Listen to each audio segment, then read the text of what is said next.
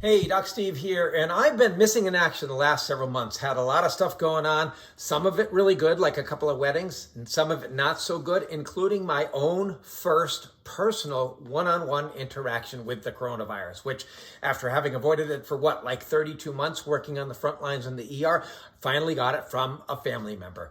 But I have to tell you, I'm an older dude, I have some medical problems, should have gotten really sick. But I'll tell you, that microchip they put in the vaccine, it really knocks that virus out. I was only sick a couple days. Now, I don't know how it works. It doesn't make any sense to me being a medical person, but isn't technology wonderful? Now, many months ago, I started what was supposed to be a 3-video series on the death count. And I used a literary analogy of Goldilocks and the Three Bears at that point because there's 3 opinions about the death count. There's one group, which I call the Papa Bear people, who think that the actual deaths from COVID have been way less than the official death count would reflect. There's another group, the Mama Bear people, who actually think that the deaths from COVID have been way higher than the actual death count. And then the folks that make the counts, like the CDC and Johns Hopkins, they're the Baby Bear people. They think the death count is just about right.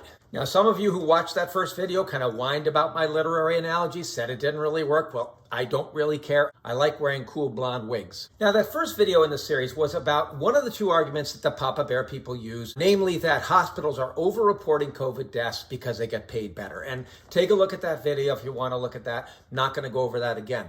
This video is going to be about the second argument that the Papa Bear people use, which involves the death certificate data. And this actual argument has quite a bit more merit to it than the one I talked about last time. Before I talk about the good argument the Papa Bear people have, I have to mention one type of post that's out there a lot that's frankly ridiculous. And here's the first version of this. The CDC requires that doctors put COVID on the death certificate for all patients who die within 3 weeks of a positive COVID test. And there's many versions. Sometimes it's all non-traumatic deaths, whatever, but it's always the CDC requires doctors, blah, blah, blah. Now, I have to tell you, if I had gotten any of these instructions in an email from the CDC, would have gone straight into the spam file because as somebody who fills them out, I know it's ridiculous. But that's not the only problem. The CDC doesn't actually give specific directives about death certificates. They give general guidelines on how they would want death certificates to be filled out. And they actually did give some special guidance for COVID, which I'm going to tell you about in a sec. But they don't make these kind of specific regulations about them. So the better argument that the Papa Bear people use regarding death certificates is best summarized by this post, which came out early on in the pandemic. This is what somebody posted. More than 90% of COVID death certificates have some other diagnosis and sometimes multiple diagnoses than COVID. So therefore, obviously, these people died of something else. They didn't die of COVID. Now, in order to explain this, I'm going to show you a sample death certificate. Now, here's the diagnosis part of a death certificate. I've placed blue X's to show where we can put diagnoses on death certificates. We in the ER kind of consider death certificates to be a bit of an onerous job. A lot of stuff on it, a lot of which we don't know. For example, we have to write down, did the patient smoke or not? And for us in the ER, most of the patients we do death certificates are coming in already dead with CPR in process. And I tell you, I've wanted to write in that slot many times. I asked the patient if he smoked and he was already dead and he didn't answer. Now in this view, I've outlined the section of the death certificate where we're supposed to put the cause of death. But you'll notice there's several blanks here. And that's because public health officials don't want to know just that final cause of death, but they want the death certificate to tell the story of how the patient died in more detail. In this top slot, we're supposed to put the immediate cause of death, which is that final event that triggered the patient's demise. And then these following 3 blanks, we're supposed to be putting in the events that led up to that. These are called the underlying cause of death. Many doctors are actually not going to put SARS-CoV-2 infection in that top, the immediate cause, because COVID doesn't actually just get in your body and suddenly stop your heart or kill you. It usually kills you through some other process. And the majority of patients, probably that's going to be respiratory failure or bilateral pneumonia, which is going to be in that immediate cause. And then what caused that will be the next line. The first underlying cause is going to be SARS-CoV-2 infection. So in the next slot, what's the underlying cause of the SARS-CoV-2 infection? Well, it's believing in misinformation about COVID and not following good public health advice.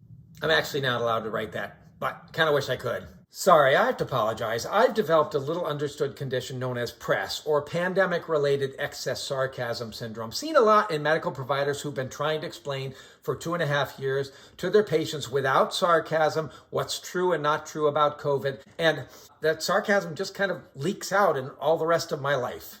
Sorry.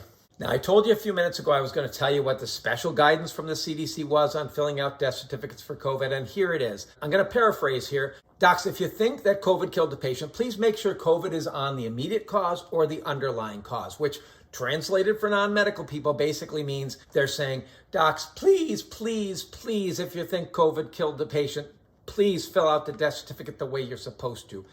Not too sinister, eh? I think the CDC understands something I said in a previous video, that getting doctors to try and follow guidelines is like herding cats.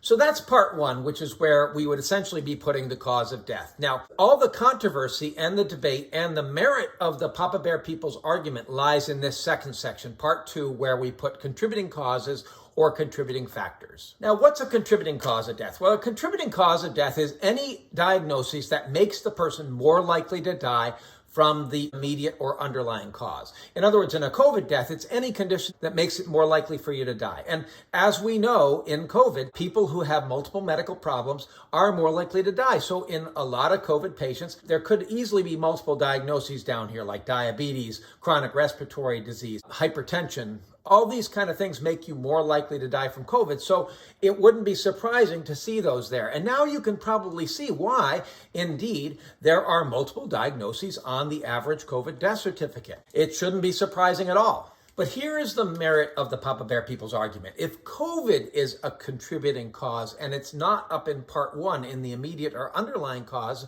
it's also considered a COVID death.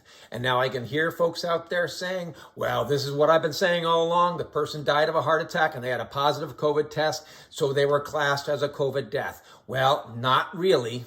First of all, the COVID infection has to be bad enough to actually affect the outcome. A positive test and a little sniffles is not going to make you more likely to die. So at the very least, you have to have died quicker from the COVID, maybe only a couple of days, but it's also possible that the COVID was bad enough so that if you didn't have it, you would have recovered and lived for another 10 years. And certainly that class of people, it would be reasonable to consider that a COVID death if they had COVID.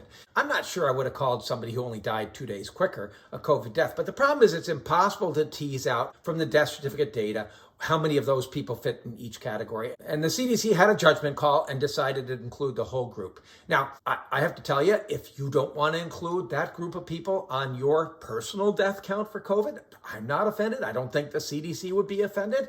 But here's the kicker, and this is why this distinction really doesn't make a whole lot of difference, even though the argument's not a bad argument on the part of the Papa Bear people. And that is this. Of the COVID death certificates for the lion's share of the pandemic, the percentage of death certificates where COVID was only in the contributing cause and not the immediate cause or the underlying cause was less than 10%. And what that translates to is that at this point in the pandemic, instead of the equivalent of the American dead from 19 Vietnam Wars, you have the equivalent of the American dead from 17 Vietnam Wars. And is that any better? Well, I guess it's a little better, right? So that's all I have to say on that, but take a look at the previous video in this series, and I am going to do one more on some of the arguments of the Mama Bear people. But if you like the video, check out my other videos about COVID on Doc Steve, all one word, on YouTube, and I'm also on Instagram, DocSteve16. But until next time, stay safe. See you later. Bye.